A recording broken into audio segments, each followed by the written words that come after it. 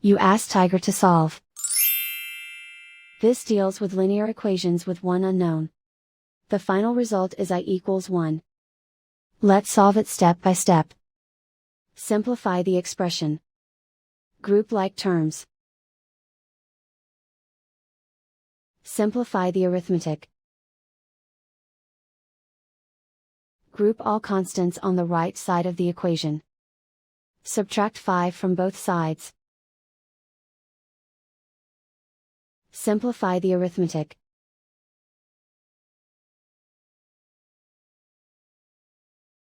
Isolate the I. Divide both sides by -5. Cancel out the negatives. Simplify the fraction.